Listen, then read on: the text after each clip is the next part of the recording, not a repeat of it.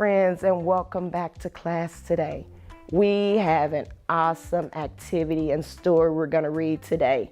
But first, before we get started, we're going to sing a song and do some breathing to start our day. Are you ready? Come on and join me. I'm a little snowman, short and fat. Here are my buttons, here is my hat.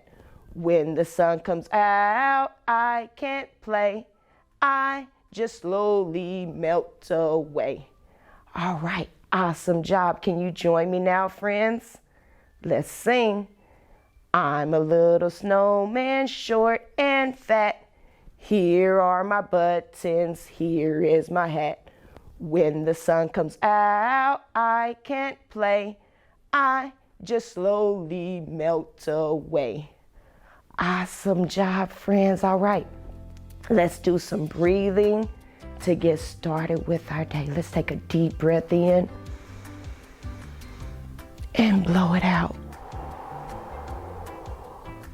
Deep breath in and blow it out. One more time, deep breath in and let it out. Awesome job, friends. We are ready for our reading circle. Come on over and join me.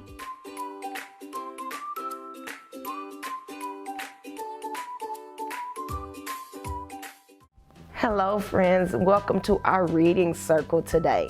I have a story, The Mitten, I would like to read to you all. We're going to look and see what happens with this mitten and the animals.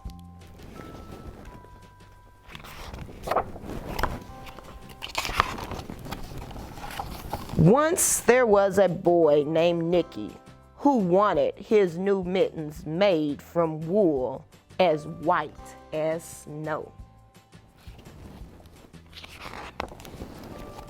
At first, his grandmother, Baba, did not want to knit white mittens. If you drop one in the snow, she warned, you'll never find it. But Nicky wanted a snow white mittens, and finally, Baba made them.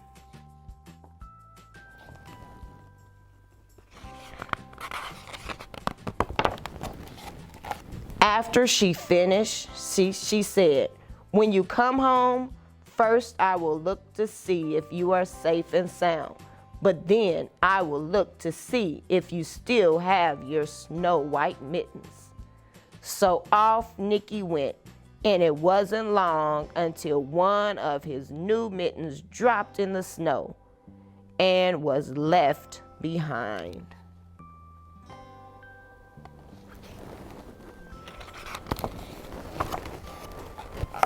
A mole, tired from tunneling along, discovered the mitten and burrowed inside. It was cozy and warm and just the right size, so he decided to stay.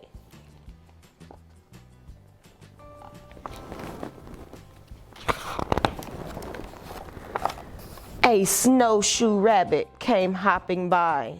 He stopped for a moment to admire his winter coat. It was then that he saw the mitten and he wiggled in, feet first. The mole didn't think there was room for both of them, but when he saw the rabbit's big kickers, he moved over. So now mole and rabbit are in the mitten. Next, a hedgehog came snuffling along. Having spent the day looking under wet leaves for things to eat, he decided to move into the mitten and warm himself. The mole and the rabbit were bumped and jostled, but not being ones to argue with someone covered with prickles, they made room.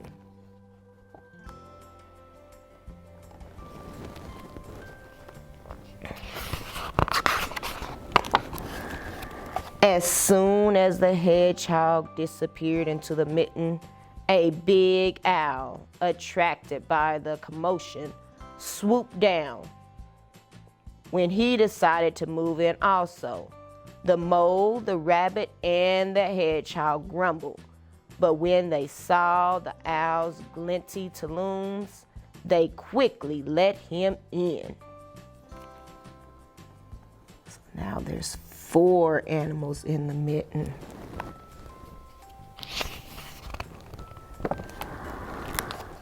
Up through the snow appeared a badger. He eyed the mitten and began to climb in. The mole, the rabbit, the hedgehog, and the owl were not very pleased. There was no room left, but when they saw his diggers, they let him thumb in.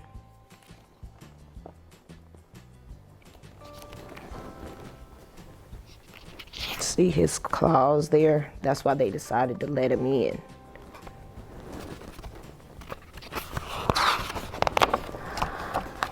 It started snowing, but the animals were snug in the mitten. A waft of warm steam rose in the air, and a fox trotting by stopped to investigate. Just the sight of the cozy mitten made him feel drowsy. The fox poked his muzzle in.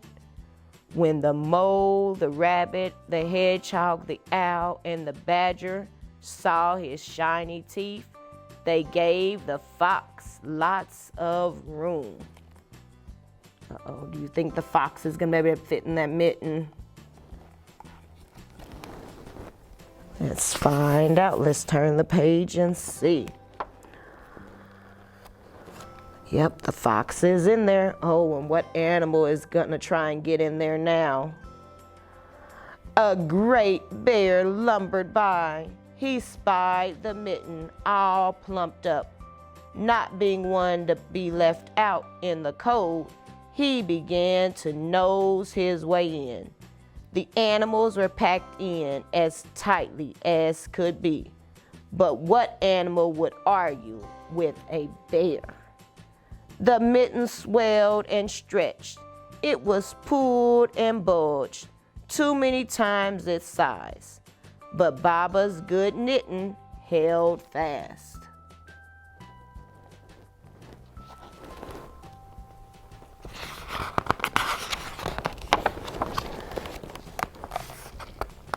Along came a meadow mouse, no bigger than an acorn. She wriggled into the open space left and made herself comfortable on top of the great bear's nose.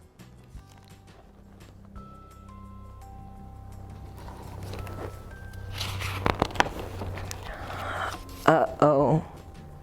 The bear, tickled by the mouse's whiskers, gave an enormous sneeze. Achoo! The force of the sneeze shot the mitten up into the sky and scattered the animals in all directions.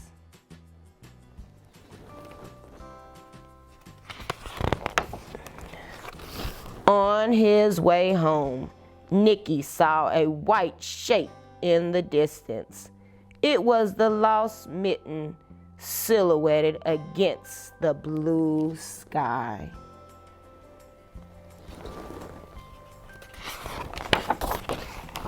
As he ran to catch his snow-white mitten, he saw Baba's face in the window. First, she looked to see if he was safe and sound, and then she saw that he still had his new mittens.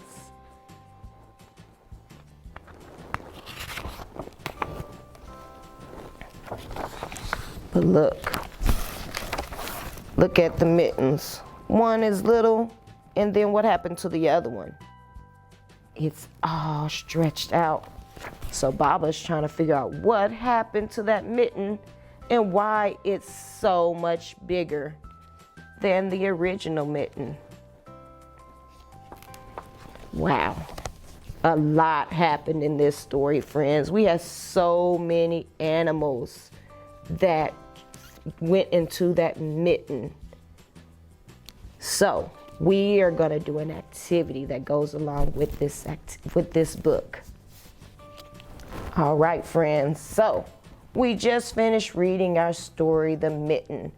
And now you're going to help me with recalling the order in which the animals went into the mitten. So, what was the first animal that went into the mitten? When they found it in the snow, who was the first animal? It was the mole. He was the first one that found the mitten and decided to climb in and get warm. And then what animal scampered in after the mole? It was the rabbit. The rabbit came hopping along and decided he wanted to get nice and warm. And then along came the hedgehog. The hedgehog came, and then how many animals were in the mitten? There were 3 animals in there. And then who came and swooped down out of the tree and decided he wanted to join them in the mitten? It was the owl. And they decided that they would move over and let the owl in. Then we had the badger. The badger came and they decided, okay, we'll make room for you also. Then the fox.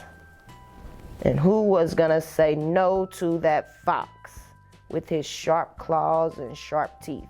So they made room, even though they didn't think they had room, they made room for the fox.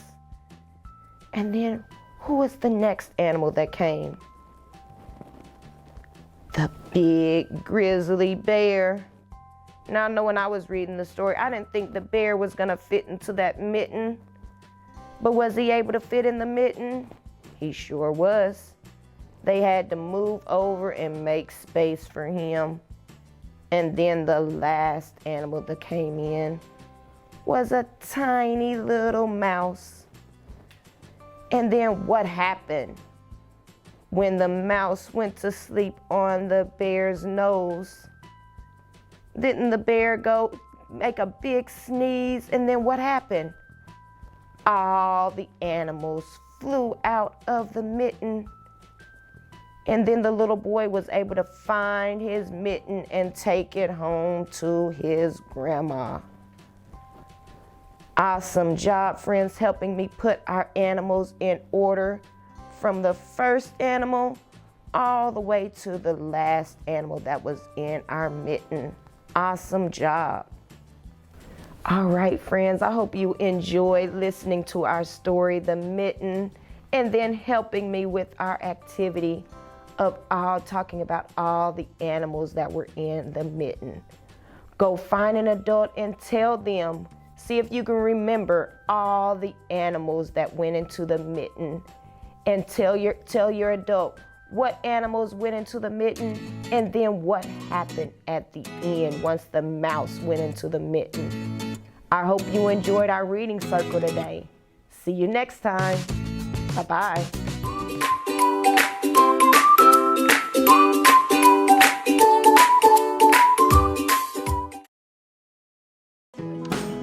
Kindergarten is great at Kansas City Public Schools. I know they have really good teachers. I know this is a great school. They teach them stuff that I thought my kids would never be able to know at the age of 5. Since deciding to send our kiddos to a neighborhood school, we've become even more of a part of our community. Now is the time to enroll your future kindergartner for the new school year. Visit enrollkc.org today. Hi, my name is Mrs. Overish, and I'm so glad you're here today.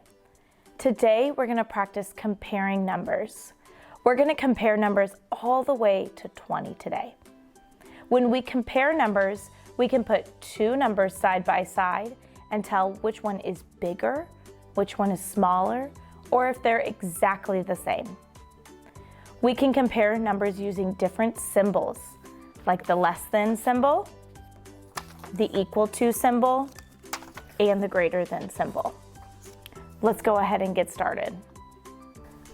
We're going to compare our numbers today using our number tiles from 1 to 20. Let's first count our numbers together from 1 to 20. Let's go ahead. 1, 2, 3, 4, 5, 6, 7, 8, 9, 10, 11, 12, 13, 14, 15, 16, 17, 18, 19, 20. Nice job.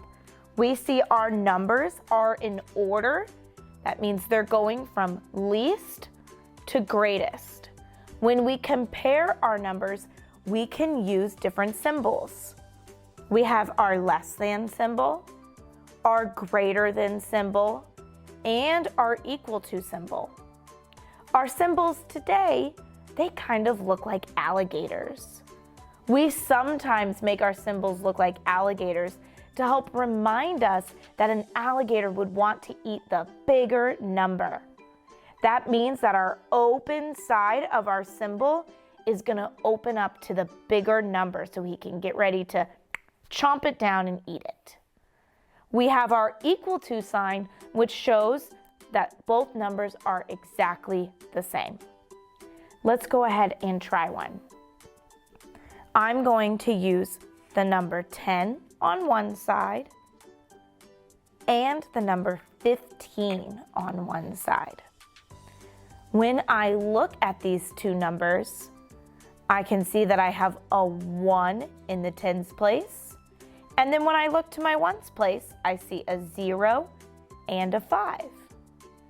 I know that a 0 is smaller than a 5. So 10 must be the smaller number. 15 is bigger than 10. So I'm going to use my symbol that my alligator mouth opens up to that 15. Let's read it together. 10 is less than 15. Nice job. Let's try another one.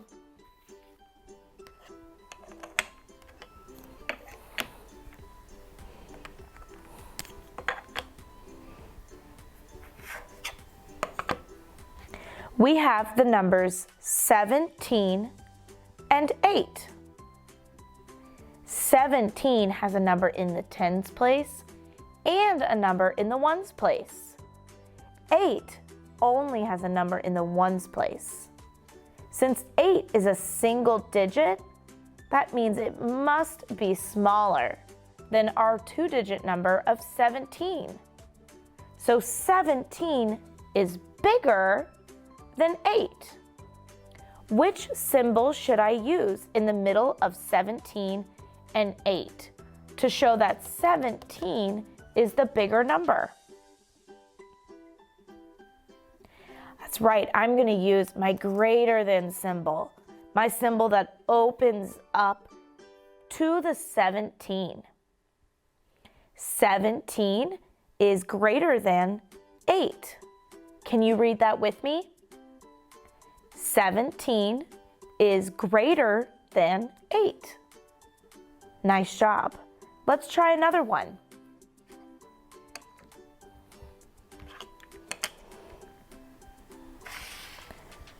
We have 13 and 20. 13 and 20 are both two-digit numbers.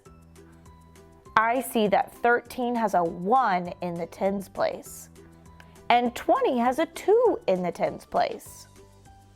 Well, 2 is definitely bigger than 1, so 20 must be bigger than 13.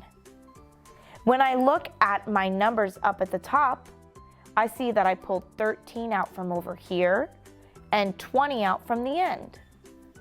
When I counted my numbers in order, I knew they were going from smallest to biggest. 13 came first, so 13 must be smaller than 20.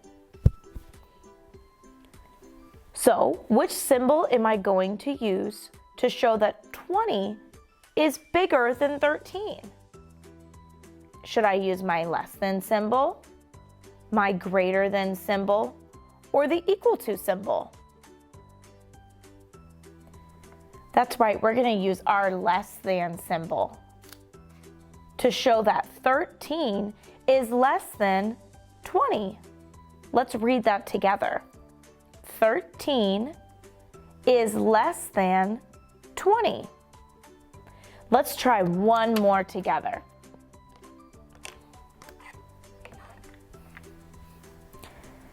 Let's try 17 and 7.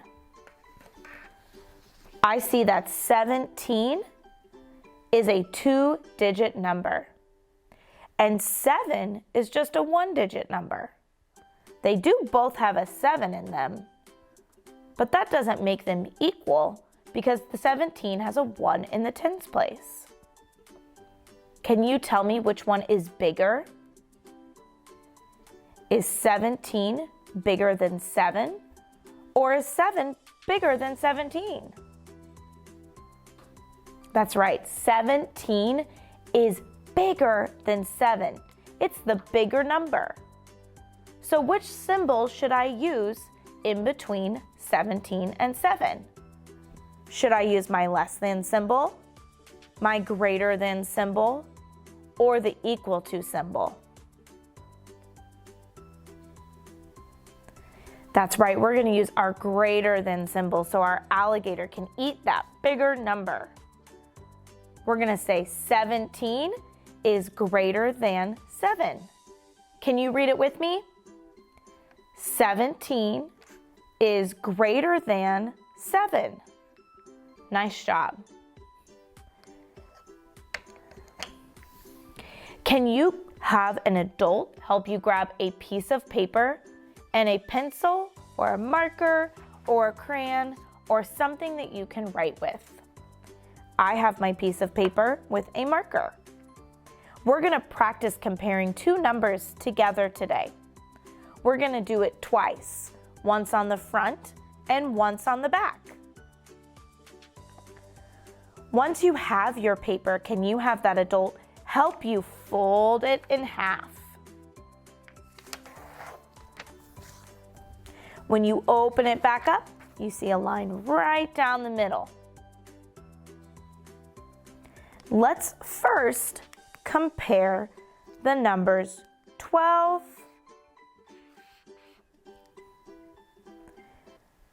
and 16.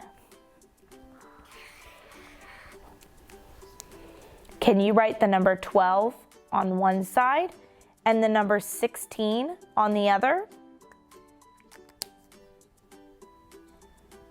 I see that both of these numbers are 2-digit numbers. Both of them have a 1 in the tens place. The number 12 has a 2 in the ones place, and the number 16 has a 6 in the ones place. Which number is bigger, 12 or 16? When I look at my numbers up at the top, I see that 12 comes before 16, which means 16 is my bigger number. What symbol are we going to draw in the middle? The less than symbol, the greater than symbol, or the equal to symbol? That's right, we're going to draw our less than symbol. We go up and over. You can also turn your page sideways and draw a V, and when you turn it back, we have our sideways symbol. 12 is less than 16. Nice job. Let's flip it over and try one more together. I'm going to write the number 14 on one side, and on the other side, I'm going to write the number 14.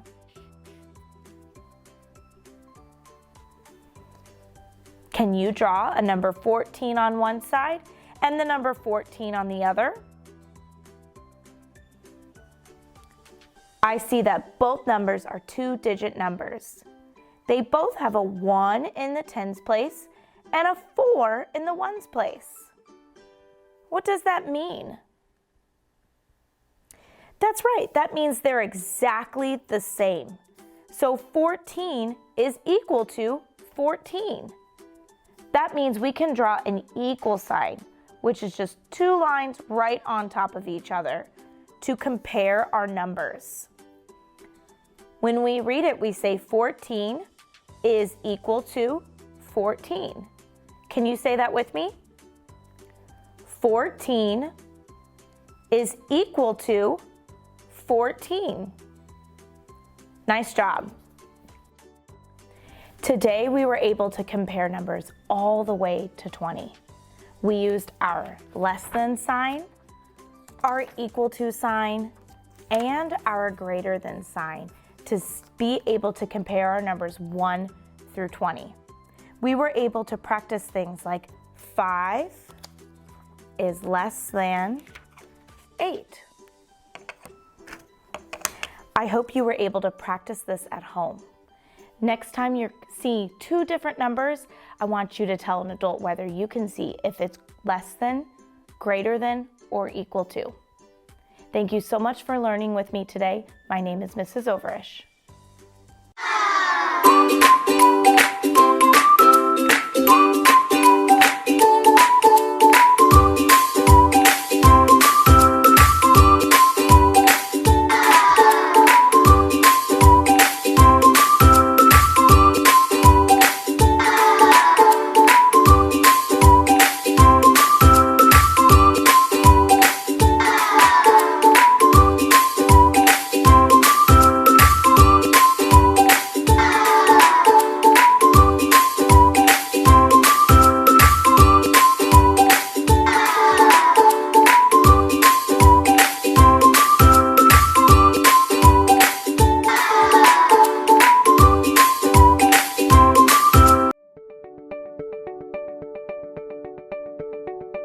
Herald Holiday Montessori fosters a lifelong love of learning for students in pre-K through 6th grade.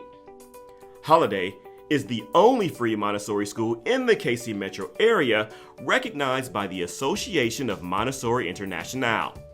At Holiday, children have the freedom to choose their work throughout the day, helping them to become responsible, independent, and self-motivated learners. Find out more or enroll your student at enrollkc.org/holiday.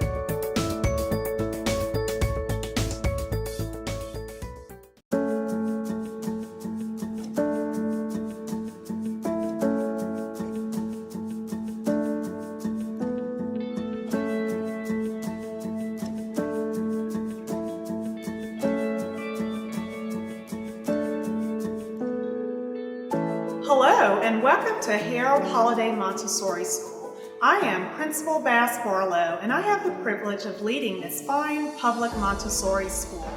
Holiday is an association of Montessori International School. As a member school, we adhere to rich Montessori principles and practices. Our teachers are Montessori trained, our assistants have Montessori certifications, and our students have uninterrupted work cycles. In their prepared environments, children have a freedom of choice where they develop order, repetition, and concentration. Here at Holiday, we serve children ages 3 to 12 in grades pre-K through 6th grade.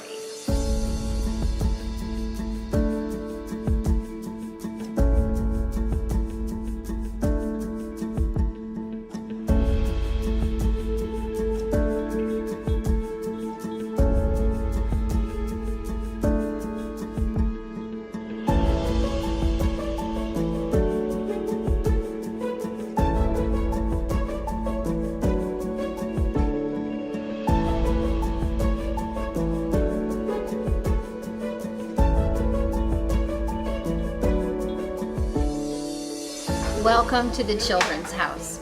In this environment, we have a mixed age group of children from the ages of 3 to 6. The prepared environment and the adult offer the children opportunities to reach their full potential.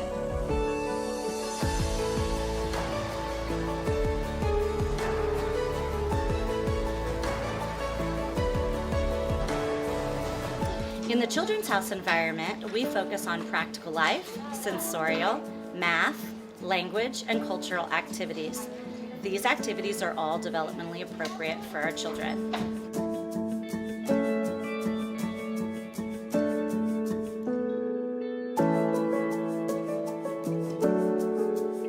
Welcome to Lower Elementary, where we educate students ages 6 through 9.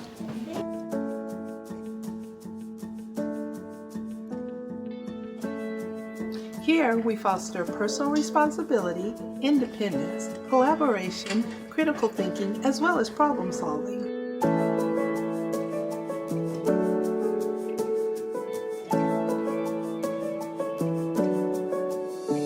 This is Upper Elementary, where we serve students grades 4 through 6 or ages 9 through 12. Students build on core values and lessons that they've learned previous years while becoming school leaders.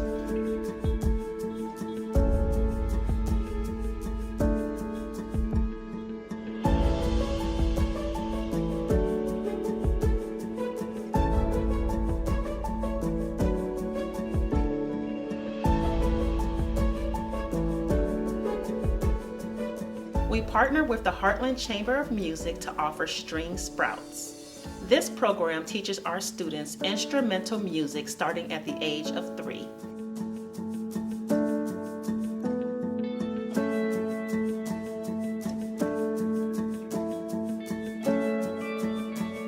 We work with our community partners to build leadership skills in real-world environments. One example of this is our composting initiative with KC Can Compost.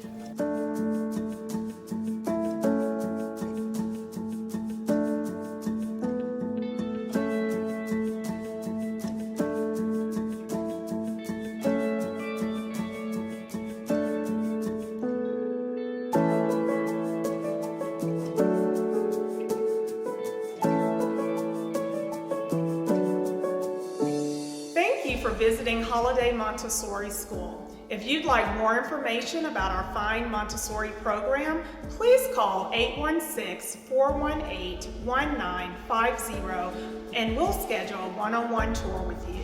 We look forward to sharing with you more about the great things that are happening here at Harold Holiday Montessori School.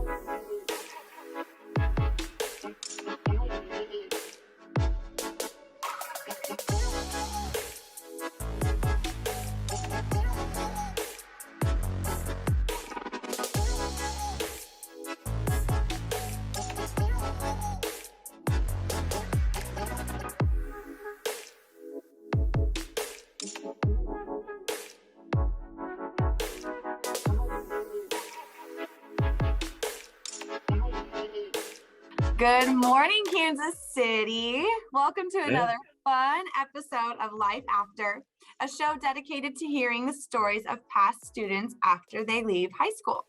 My name is Katie Zeke, and I'm a teacher at Southeast High School. These interviews feature students that I have taught in the past. Today, we are joined by Noah Henderson. Welcome, Noah. Hello, Kansas City. It's so fun to have you here. It is too. I've missed you wanna guys introduce so yourself much. really quick? Yes, I have all the time in the world for Southeast. Great school. Fantastic. Really. Made a lot of like nice lifelong friends, I can say. Some good, some bad, you know. That's how high school goes. It's life. You don't get to, everybody that starts the ride doesn't stay alone. So true, so true. So tell us, Noah, what year did you graduate and what do you remember most about that year? Okay, I graduated 2020. I know. What I remember most is like really just exploring myself senior year, like learning like where I was going in life. Like, was I gonna go to art school or was I gonna, you know, go straight into the workforce? I was battling that entire question, and then the pandemic hit. We didn't get the normal high school finish. Like, but I mean, we did get graduation, which was a godsend because a lot of people did not get to do that. Yeah, that was a tough year to graduate and finish your year. I mean, you went through so much from August to March, and then we just never came back after spring break. Yeah, because I was like, what? And the entire time we were joking, we were like, that the coronavirus is never going to reach the US. Boom. Instantaneously, like it was over here, and they're like, it's in Kansas City. And I'm like, how did it reach like the States like that fast in like a span of a few weeks? I know. It was all crazy. And like, I just tell people like, I really use the time to reflect and like notice that like everything in life is not instantaneous as we want it to be. Yeah. Yeah, I think that's a good perspective to have. I know so many students were frustrated not to have a prom, not to have a traditional graduation. And I think, you know, we did our best with what we knew and what we could control. But that's something you're never going to get back. And so I'm glad to hear that, you know, you're trying to look at the positives from it all and see how much you've grown. So update us. What have you been doing since you've graduated? Okay, ladies and gentlemen, I've enrolled myself in the Academy of Art University. It's an art school based in San Francisco. I've been taking their comic illustration course. I have, over the past few months, learned an entirety of like stuff that I never could have learned on my own. I've learned perspective, I've learned anatomy, I've learned lighting, putting structures together, buildings, cars, explosions, different types of shots. It's all very interesting. Yeah, you've always been interested in comics. I mean, ever since I had you in class and I knew you in the building, you would always come up from art and show me your latest comic, or I'd get to read a script of something you were working on. And so creative. And I'm so proud of you for following your dreams and pursuing that, just because it's not your typical path that you would take. You're not going to be a doctor. You're not going to go to law school. You are truly trying to follow your passion. So what are you doing these days with your schooling? Are you balancing school and work life and all of that? I've tried to do a little bit of all three because I do tell my friends and family like, hey, I apologize for not being able to hang out all the time. It's like, but my career field is so demanding. I look at it like this. I want this job, but there are also 500,000 other people in this country who want to be a comic book artist. So I have to make the sacrifices sometimes. That means going to the wedding parties, going out to eat all the time, going to celebrate birthdays. It's like, I can only do so much with the workload that I have currently, like, you know, just going through my life. Absolutely. Yeah. I'm sure that it's hard to sacrifice some of those things in order to follow your dream. But I know that it's going to benefit you in the long run. Yeah, most definitely. Can you tell us a little bit about some of the comics you're working on, or do you want to show us any? Yes, I do actually have some few examples here. This is some of my most recent work. Trust me, guys. Took me a good 30 to 40 minutes to get like down to my exact few pieces that I love the most. And we're starting off with the man himself, the Man of Steel, Superman. This is a drawing that I have done of Superman. The lighting's kind of not that good, but it's something that I worked on, like took a couple of months. It was for an assignment, and the assignment was outer space. So, it's a bird, it's a plane, it's Superman. It's the Man of Steel. You can do anything. I've done a Daredevil dark cover. Well, it was like a fan cover. It got featured at Marvel's little like, it was like Students in the Rising kind of thing. It was but it was like not that good because you had to do so much stuff with it, and I kind of overdid it a little bit, but I still like the way it looks. I've done this soldier. I did this for Veterans Day. Like this was like a real like emotional piece for me to do because I've had people in my family who have went to the Army and like have lost their life, in the line of service. So doing that piece was something like real important to me. I didn't want to overcloud the background. I just wanted to be the main focus, to be the soldier, that grizzled look of like standing tall in the face of death. And this last piece that I'll show you, if you've ever heard of the Amazon original show, Invincible, the character Mark Grayson. Invincible is a pretty graphic. It's like the unusual superhero comic. People actually, like, when you die in comics, you usually don't stay dead, but in this world, you die. And then, it's kind of gloom, but it's like this wild twists and turns of events, and it's like I don't know what's gonna happen next type of thing. And it's always a good show to get into. So yeah, that's the few pieces I've been working on. You are so talented. You have really grown as an artist over these past year, even. That's amazing. Yeah. Good for you.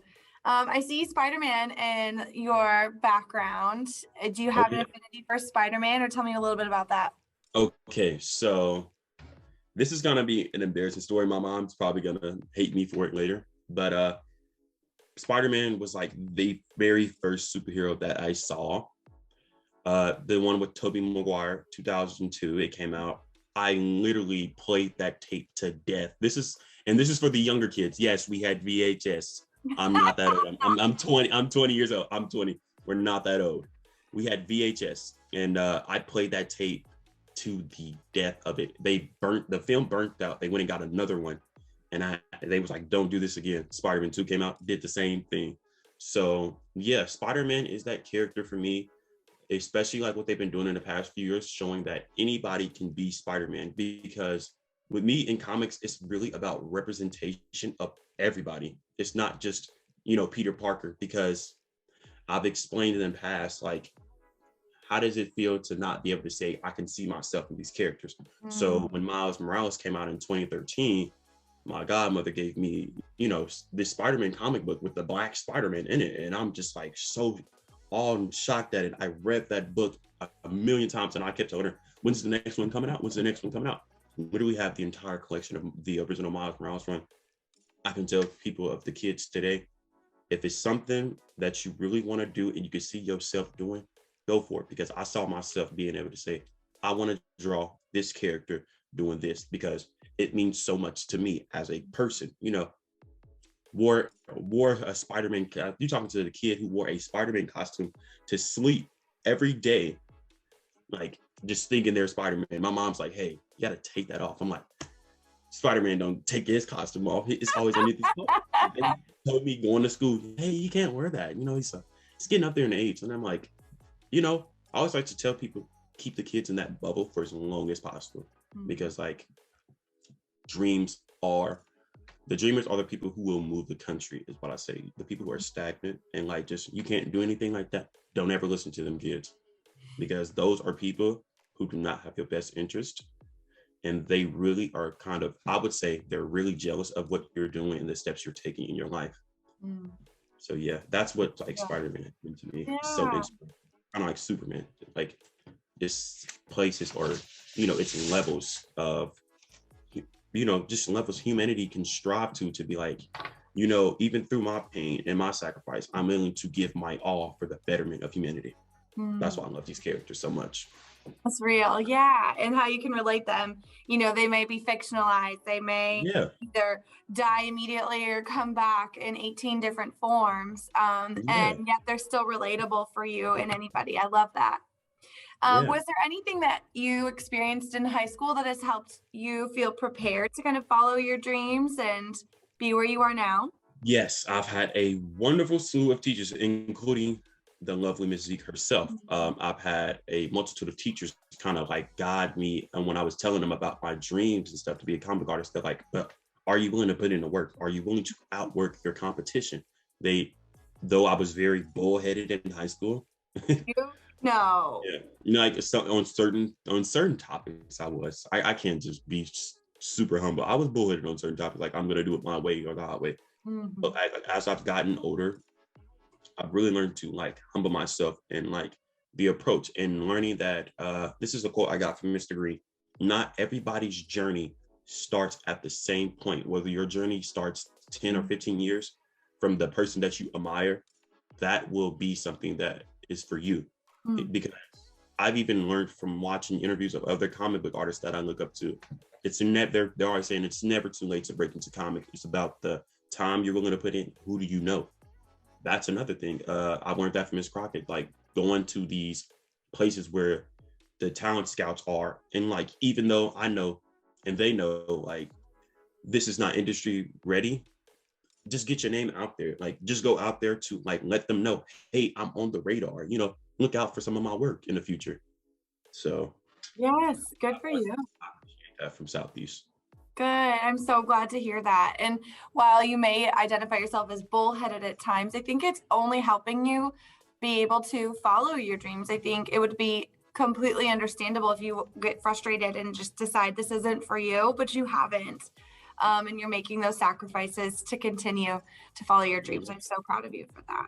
Thank you. It's been a tough year, like really just ripping artwork to pieces and like crying because like, why did I just do that?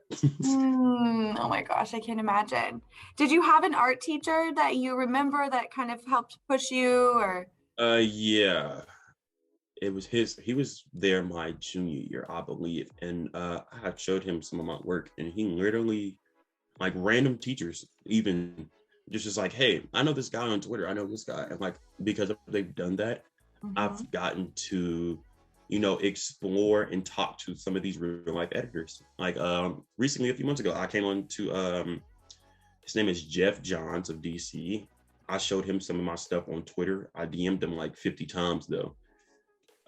He was like, hey kid, I love the tenacity of you of not giving up and keep sending me like the most recent drawings that you've done. Like, because he has done some of my favorite stuff. Like he's written some of my favorite comic books. That's awesome. So DC is like a company I really want to work for because there's so many characters. Marvel's good, but DC needs help right now. Joking. I can't wait to see the comments that come from this and people. Oh yeah, they're like, he's a DC fan. No guys, I'm a neutral. I do believe in versus battles. I do believe, Batman can't beat everybody, Right. Go on. No. Not the Man of Steel himself, no. I love it. Well, let's end with some advice. You talked about things that teachers have helped you with throughout your career, and I know your family's been a big part of your life as well. Yes. But thinking about future generations and students who may be in high school now or who might be watching and have a similar goal to you, what advice would you give them to help keep them on their path? Okay, I got the 5-pronged step is what I like to call it. Love it. Rule 1, limit what you are doing. Like, do not overload yourself. Know your limits and know what you can and cannot do. I still struggle doing certain angles and stuff like that. Know that that's a limit that you have and work on it. Work on it. 2, repetition. This is like the literal second most important thing. Do not start something and don't finish it because you can literally start to see your work decline of not being consistent. Like I've even seen it. Like I've had to take breaks because of the pandemic and I've jumped back in and I'm like, dude, I've lost so much progress. It's because like even kids, even if it's 20, 30, 10 minutes, 5 out of the day, grab your little sketch pad, sketch you up a little something. Look around your surroundings. 2, well, no, not 2, but 3. Always be open to criticism. Please do not be one of those people who like go up to these people and automatically expect, yeah, I'm just that guy or that girl. I can just come up here and say, this is my work. Now you got to hire me. No, because they don't. Like I said previously, there are 500,000 people in the country battling you for this same job. You just have to be humble when appreciating the feedback that they're giving. It's going to sting a little bit because, this is something you thinking you're the best of your abilities, and it's not to them. And they're the people there to tell you that for a good reason so that they can set you up for success later. Step 4, just have fun with it. Literally, if you are not having fun drawing, that is a sign to tell you. If you don't get like mad at a piece, set it down, but then come back a few hours later and like finish and just, go in 100% on it, maybe this is not the field for you. Comic books is a very competitive field, kids. I am not joking when I say this. And then the 5th step, always look for influences or people who are better than yourself. Take what you like from each artist to try to find your own, because this is a question that gets asked a lot in our community. Like, how do I get to draw like you? It's like and then people tell them, like, I took it from a multiple to people. I know a couple of good people online to like learn from right now is David Finch. He has an entire YouTube like full of tutorial for just comic books. I'm 20 and I still watch his. He streams every Sunday. He gives so much information because he likes to teach. He has courses and stuff like that you can take. Jim Lee is another phenomenal comic artist who streams and shares and teaches how to do stuff like that. Mike Mignola, and it's so many more people that are better than myself that I look up to, and I'm like, I like the way that they draw hands, or I like the way that he does lighting, so I would always say take in from a multitude, not to rip people off. Always pay homage. Like if you do a piece that was previously drawn by somebody else, always pay your homage, because the worst thing in the art community is being a art thief. We do not like that. But yes, last thing I will leave you kids off is be positive with it. Don't be negative in the comments. Do not really care about likes or comments or how much it's seen. Just continuously post and get your stuff out there, because one day someone will recognize it. And I love you guys. Excelsior. So birds of pain. It's been Noah. It's been Noah. Noah, how can we follow you as you continue on your journey? Okay. I do have my social media. Oh, if this camera will focus. Jeez. Okay. And I'll also leave a link to all my stuff. I have a Twitter, I have an Instagram. I'm starting some secret projects that I'm sharing with Ms. Zeke very soon. Okay. That is something I will leave you guys with. And I will be trying to do like a Kansas City oriented comic book. That is like the most I can tell you about it right now, because the writer that I'm working with is like, don't give up too much, because the writer himself is a Kansas City native and he wants to see a story about a Kansas City superhero. So like, we're just like going back and forth trading ideas. So yeah, follow me on the social media, stay in tune. I might start doing lives pretty soon and get into No, that is so awesome. You're doing such wonderful things. Thank you so much for being with us this morning. It's been a pleasure to find out your path after high school. Our hope is that by having these conversations with our own career paths, it might inspire and inform other people about their own pursuits of a successful future. Thank you for being here, and thank you to Kansas City for listening in today. Thank you, KC. Love you. Until next time. Bye. Bye.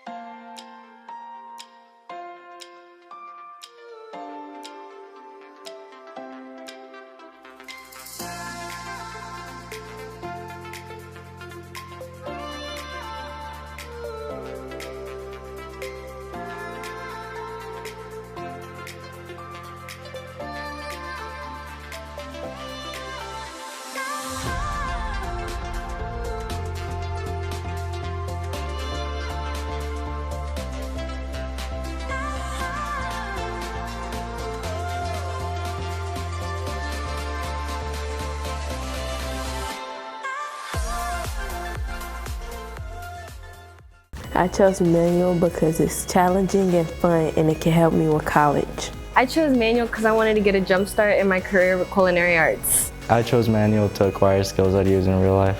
I chose manual because I want to be an ER doctor and be an EMT is my first step.